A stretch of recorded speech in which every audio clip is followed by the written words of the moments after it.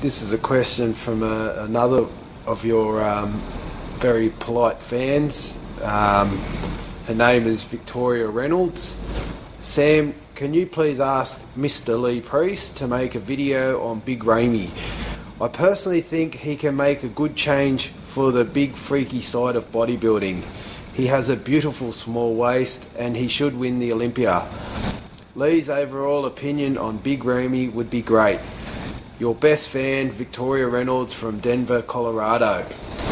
My opinion on Ramy? I've never met him or seen him in person, so when he came to Australia, people said that Dennis James was more impressive than what Big Ramy was, and to me, like, his legs overpower his upper body, so I don't think his waist is super tiny, just might look because his quads are so big, and then his upper body, like I said, lacks compared to his lower body, so for him being Mr. Olympia, I don't really see it happening. I just see him being one of those big freakish guys that, they used to be before, like another NASA type guy or something like that. So, he looks good and that. He's got a lot of muscle mass and freaky, but when you talk about freaks here, you look at him and look at Dillette. I still think Dillette was much more of a freak than Big Ramy is, or like Victor Richards was more of a freak than Big Ramy. It's like, I see, like you said, he's got the big legs and this and that, but to me, I don't know, it's just not a physique where I'm just getting to the point where it's like, like I said, when you've seen the best, like back in the day, that, to impress me now, you've got to be something super spectacular. That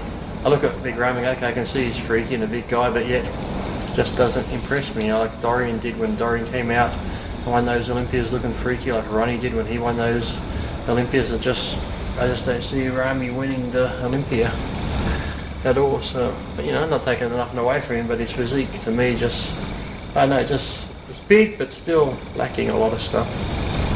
And this leads on to another question from Blaze Dark. Actually, no, he's got his proper name. Hey Sam, how you doing? First, could you say hi to Lee? Hi Lee. Hi Blaze Dark. And ask him how he sees bodybuilding evolving within the next 10 to 15 years. Thanks guys, loving the videos from Sean in Newcastle. Sean in Newcastle, Australia, or Sean in I'd Newcastle, imagine England? UK. Up near Geordie Shore.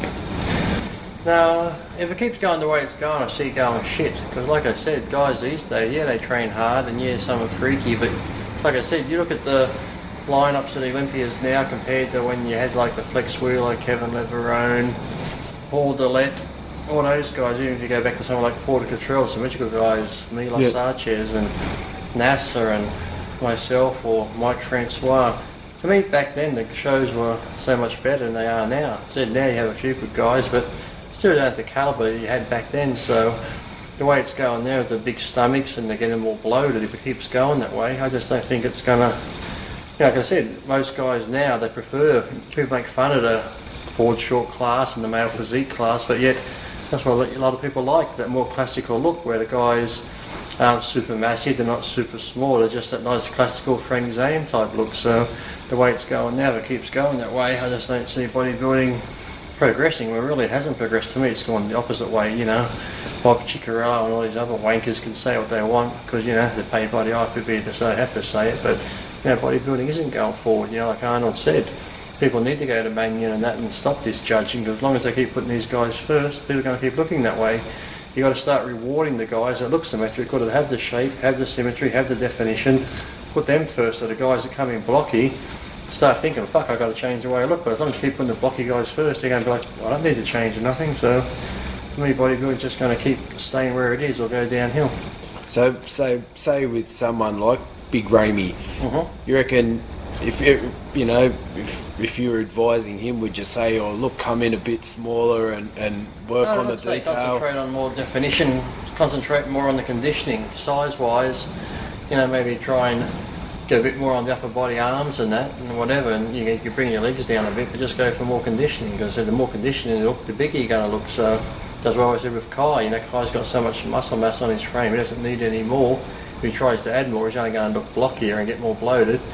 Kai just needs to come in super shredded. Even if Kai lost fucking 5 pounds of muscle and came in shredded, he's going to look 15 pounds bigger on stage. But like I said, he'll have the tiniest waist up there and a huge back, so the illusion is he's going to look so much better. And like I said, he could easily win the Olympia if he came in super shredded. But they're trying to play this size game and just come in bloated. And It ain't working. So you think that's something that's been lost in bodybuilding, or people are too focused on the scales? And I think they're too focused on the scales, too focused on God knows what, trying to appease the judges and come in freakier and freakier. But like I said, it just doesn't look good. So, and then to me too, guys back in the old day when you got ready for a show, you could see they're in shape because their faces were sunken in.